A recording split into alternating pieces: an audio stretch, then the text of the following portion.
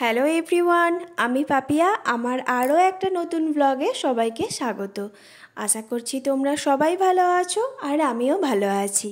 তো তোমরা আজকে আমার ভিডিওর থাম্বনেলটা দেখে বুঝতেই পেরেছো। তো আজকে ধোকার ডালনা রেসিপি শেয়ার করছি। তো ধোকা খেতে কিন্তু খুবই ভালো লাগে। আরে নানা মজা করছি। ধোকার ডালনা খেতে কে কে পছন্দ করো বলো। তো ধোকার ডালনা কিন্তু খুব ভালো লাগে, আমার তো খুবই ভালো লাগে খেতে। তো তোমরা কে কে পছন্দ করো অবশ্যই কিন্তু কমেন্ট করে জানিও। তো আমরা যখন বাড়ি গিয়েছিলাম তখন এই ধোকার প্যাকেটটা কিনে এনেছিলাম।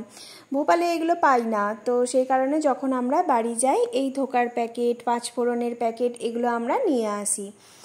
তো যেহেতু এখন আমাদের হাতে সবারই লিমিটেড টাইম, তো সেই কারণে আমরা এই যেগুলো একদম রেডিমেড তো সেগুলোই আমরা ব্যবহার করি। না হলে বাড়িতে ডাল বেটে করা ওটা তো আরও বেশি টেস্টি হয়। তো যাই হোক, তোমরা যদি মনে করো তো ওরকমভাবেও করতে পারো, বাড়িতে ডাল বেটে। আর তা না হলে এরকম ধোকার প্যাকেট কিনে নিয়ে এসে যেমনভাবে আমি করি তো সেরকমও করতে পারো, দুটোই ভালো লাগে খেতে।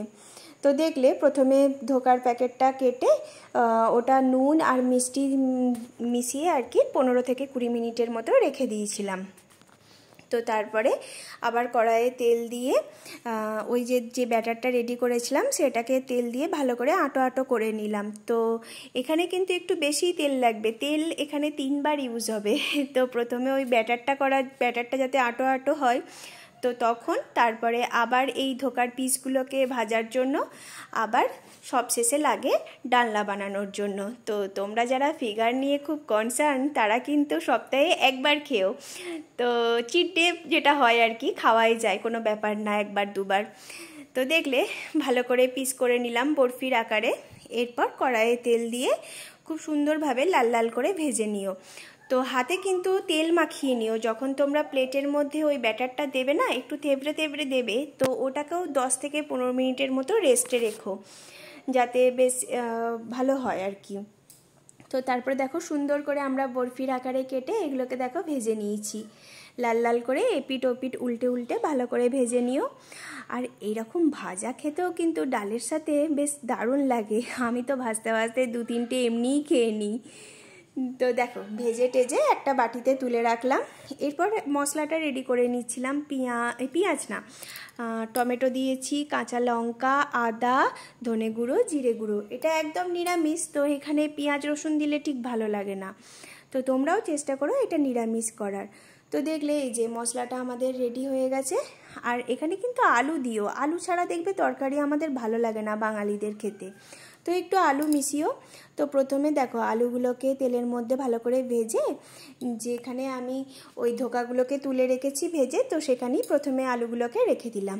এরপর আবার কড়াইয়ে তেল দিয়ে গোটা জিরে, শুকনো লঙ্কা আর গোটা গরম মশলা এই সমস্ত ফোড়ন দিয়ে যে মশলাটা রেডি করেছিলাম সেই মশলাটা ভালো করে কষিয়ে নিতে হবে। তো মশলাটা কিন্তু একটু বেশিক্ষণ ধরে কষিয়েও ভালো টেস্ট আসবে।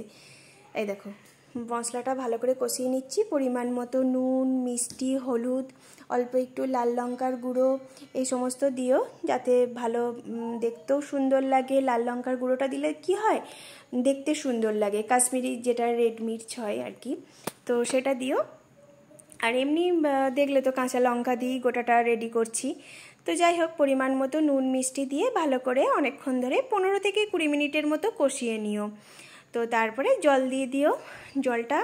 আর আলুগুলো কিন্তু এই কষানোর সময় দিয়ে দিও, যাতে আলুগুলো সেদ্ধ হয়। তো নাহলে আবার আলুগুলো সেদ্ধ হতে টাইম লেগে যাবে। তো আলুগুলো না এই সময়ে দিয়ে দিও, যখন জলটা ফুটবে হালকা করে তখন দিয়ে দিও। এই দেখো আমার জলটা দেখো ফুটে গেছে। এরপর আমি আলুগুলো, মোটামুটি মশলাটা কষানোও হয়ে গেছে, এরপর আমি আলুগুলো দিয়ে ভালো করে এবার আমি ফুটিয়ে নেব। তো এটা খেতে কিন্তু খুব সুন্দর লাগে, মানে ভাত আর এই ধোকার ডালনা থাকলে আর কিছুই লাগে না। তো আমি যতটা না পছন্দ করি, আমার হাজব্যান্ড আরও বেশি পছন্দ করে। তো তারপর জলটা যখন ফুটছে আমি 2টো কাঁচা লঙ্কা দিয়ে দিলাম, দেখলে আলুগুলোও যাতে সেদ্ধ হয় দিয়ে দিলাম। তো ধোকাগুলো যে বাটিতে ঢেলে রেখেছিলাম তোমরা কিন্তু সেই বাটিতে এই ঝোলটা যখন ফুটে যাবে তখন ঢেলো। কি বলো তো, ধোকাগুলো যদি ওই কড়াইয়ের মধ্যে ফুটতে দাও তাহলে না ধোকাগুলো একদম নরম হয়ে যাবে আর খেতে ভালো লাগবে না। এই দেখো ফাইনাল লুক কেমন হয়েছে অবশ্যই জানিও, ভালো লাগলে লাইক করো আর কমেন্ট করো। টাটা।